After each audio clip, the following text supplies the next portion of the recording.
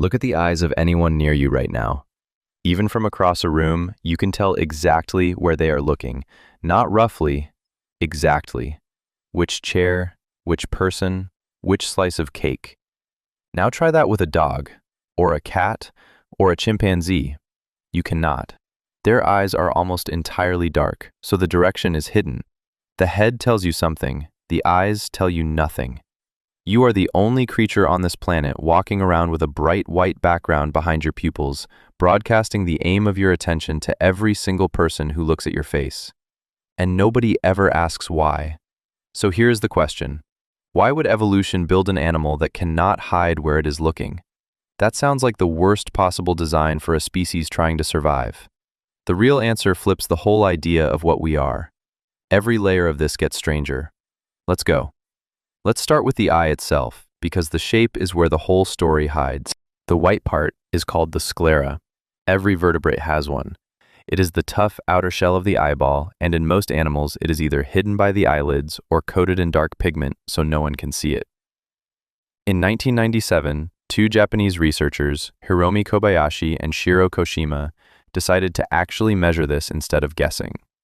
They photographed and compared the eyes of nearly 90 primate species, from tiny lemurs up to gorillas. And they found two things that make you the odd one out in your own family.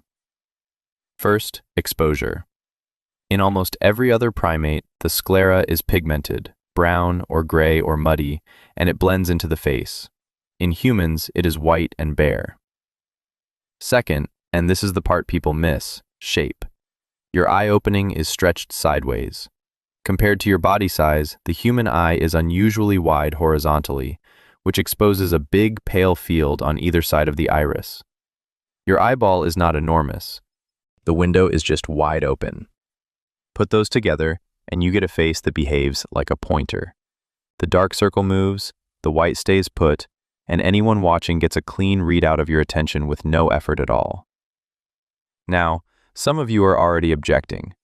Surely other animals show a bit of white too. My dog does.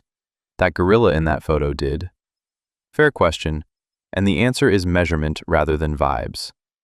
It is true that other species can flash a sliver of sclera, and a 2022 study led by Juan Ovidio Perea Garcia found the picture is messier than the old textbook version. Some gorillas do have pale sclera, some chimps show light patches.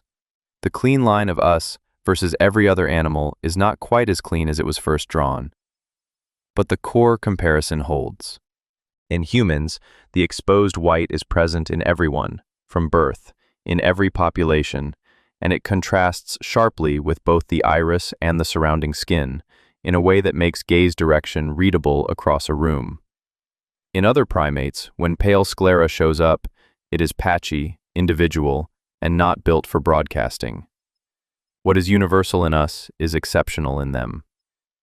And the eye is only half of the equipment. Look at the ridge above it. Our extinct relatives, including Neanderthals, carried a heavy, bony brow, a solid shelf of bone across the forehead. We do not. Our foreheads went smooth and vertical, and sitting on that smooth surface is a pair of highly mobile eyebrows that can move independently, rise, tilt, and knot together. Try it right now. Raise one eyebrow. That tiny movement, done in a quarter of a second, can mean surprise, doubt, sarcasm, a question, or a threat, depending entirely on what the rest of your face is doing. A bony ridge cannot do any of that. It just sits there, permanently unimpressed. So we did not simply expose the eye, we built a whole display panel around it. Wide white background, dark moving pointer, and two flexible flags on top to add tone. It is the most information-dense square of real estate on the entire human body, and you use it all day without ever thinking about it. So the anatomy is settled. You have a face designed to leak information. The question is why? The leading explanation has a name, the cooperative eye hypothesis. And it says something almost uncomfortable about our species. Every other primate benefits from hiding its gaze. If you are a chimpanzee and you spot a piece of fruit before the others, you want to grab it before anyone notices where you are looking. If you are eyeing the dominant male's mate, showing that would be a serious mistake. In a world where the individual competes, a readable eye is a liability. Dark sclera is basically a poker face installed at the factory. Humans went the other way, completely. At some point in our evolution, being readable became more useful than being hidden.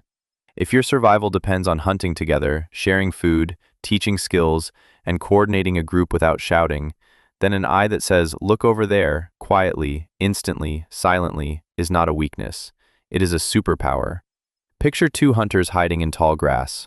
One spots the animal. He cannot speak because sound carries.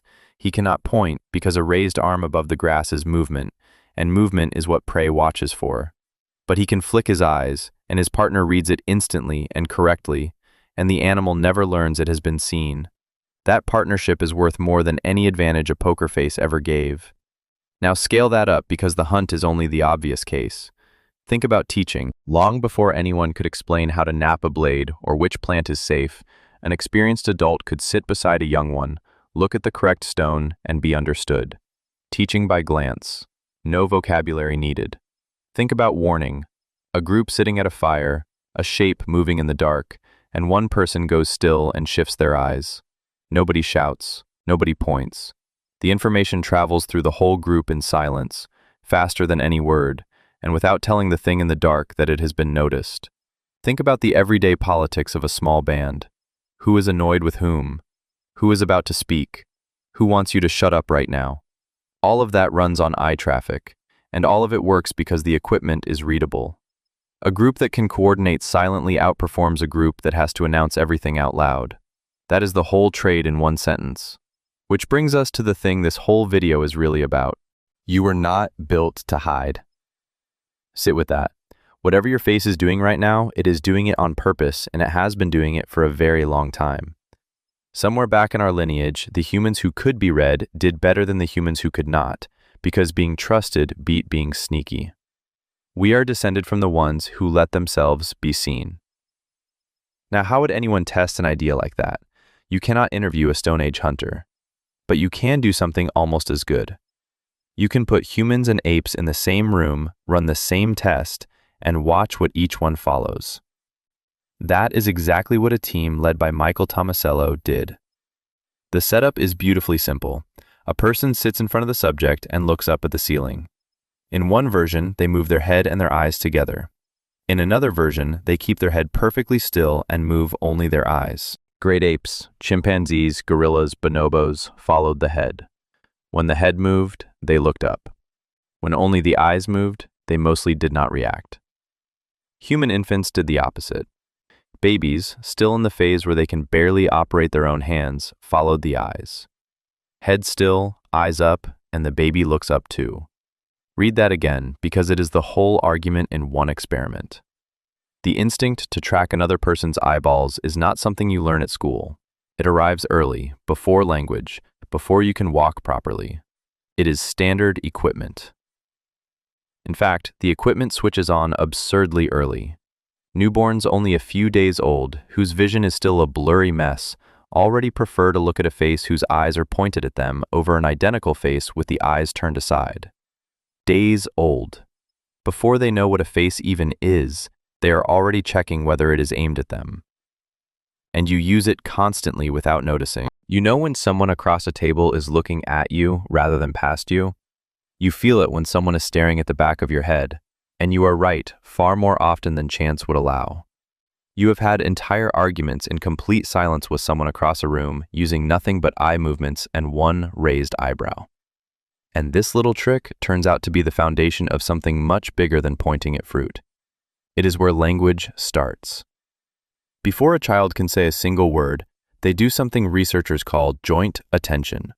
The child looks at an object, then looks back at the adult, then back at the object. That loop is the child checking that you are both aimed at the same thing. We are looking at this. Together. You and me. That shared frame is the platform every word gets built on. To learn that a sound means cup, you first have to know which thing the adult is talking about, and the only reason you know is that you followed their eyes. No shared attention, no vocabulary. A species that cannot check where the other one is looking has a very hard time inventing names for things. So the white in your eye is not a cosmetic accident. It is arguably part of the launch pad for human language itself. There is a darker side to being this readable, and you run into it every time you try to be dishonest. Looking someone in the eyes while telling them something untrue is genuinely uncomfortable, and cultures all over the world independently landed on the same instinct, that an honest person meets your gaze. It is not a perfect lie detector, and plenty of confident people can look you straight in the eye and tell you nonsense. But the discomfort is real, and it exists because your face was built as a broadcast device, and lying requires you to jam your own signal. The reading goes deeper than direction, too. It gets into what a person is actually feeling. The psychologist Simon Baron-Cohen built a test that is now used all over the world, and it is a small masterpiece. It is called reading the mind in the eyes. You are shown a series of photographs, and each photo is cropped down to a thin band. No mouth, no eyebrows in full, no cheeks, just the eye region. And you have to choose which emotion the person is feeling from several complicated options. Not happy or sad, options like cautious, insisting, doubtful, reflective. Most people do well above chance. On a strip of face barely a few centimeters tall, you can pull out a subtle mental state from a stranger you have never met, in a fraction of a second. There is a reason the phrase says, the eyes are the window to the soul, and not the elbows. And there is one signal in there you have absolutely no control over: your pupils.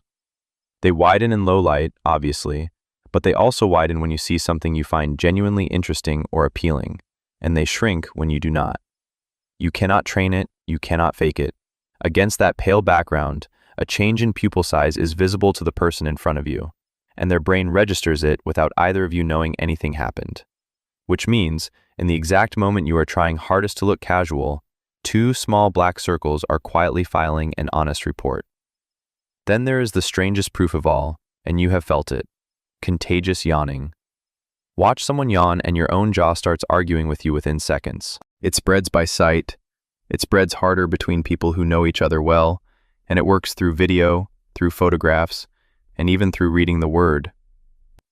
Yawning, sorry about that. Your face is so tightly wired to other faces that a mere image of one can hijack a muscle group. Eye contact also carries rank, and you already obey the rules without being taught them. In a tense moment, the person who breaks the stare first has conceded something, and everyone present knows it. Hold a stranger's gaze one beat too long on the street, and it stops being a glance and becomes a challenge. Hold it with someone you love, and it becomes the opposite. Same equipment, opposite meaning, decided entirely by context that your brain calculates in a fraction of a second. There is one more piece of evidence, and it is sitting on your floor right now, probably asleep. Dogs read human gaze better than almost any animal, including our closest relatives. If you look at one of two containers, a dog will often check the one you looked at. Chimps struggle with the same task. And this is not because dogs are smarter. It is because dogs spent tens of thousands of years being selected, by us, for the ability to read us. We built a companion species whose main skill is watching our faces, which is why your dog knows you are about to leave the house before you have picked up a single object, and why it knows, with total certainty, exactly which piece of food on your plate you are looking at. There is a second layer to that partnership that is genuinely touching. When a person and their dog hold a long mutual gaze, both bodies release oxytocin, the same bonding chemical involved between a parent and an infant. A wolf does not do this. A dog does. Somewhere in the long process of domestication, an animal figured out how to plug directly into a channel our species had built for each other, and we let it. You have a hijacked bonding circuit asleep at the foot of your bed, and it got in through your eyes. Your eyes also broadcast something you never agreed to share: your condition. Clear, bright white sclera reads as young and healthy, and it is not an aesthetic opinion. The whites of the eyes genuinely change with age, illness, exhaustion, and dehydration. They yellow, they redden, they dull. Which means every time someone looks at you, they are getting a free readout on how your night went, how much you have been drinking, and whether you are fighting something off. Your face does more than tell people where you are looking. It is filing a health report, in public, all day, without your permission. So now let us talk about what broke this system, because something did. For hundreds of thousands of years, the human eye evolved inside a face-to-face world. Small groups, close range, firelight. Every important thing that happened to you happened within a few meters of another person's eyes, and your species built an entire silent language on top of that fact. Then, in a historical blink, we invented a rectangle that beats a face. Look at the shape of a modern day. Your eyes spend hours locked onto glowing surfaces rather than people. In conversation, the phone sits face up on the table, so both people are running an ancient gaze-reading system on a partner who keeps glancing away at something more interesting. And your brain, which cannot tell the difference between rudeness and distraction, keeps quietly logging it. Even when we do talk face-to-face, we do it wrong now. Video calls put a camera above the screen, which means to look at someone's eyes, you have to look away from the camera, and to appear to look at them, you have to stop looking at them. It is a system that makes genuine eye contact physically impossible, and then leaves everyone vaguely exhausted and unable to say why. That is not a small loss. Direct gaze is one of the strongest social signals a human body can produce. It drives trust, attention, and the sense that someone is actually present with you. It is the oldest connection technology we have, and we spend most of our waking hours pointing it at a screen. And the cost lands hardest on the youngest. A small child learns to read faces by staring at them thousands of times a day and getting an answer back. Every time a parent looks up from a device and gives that eye contact, the child gets a lesson.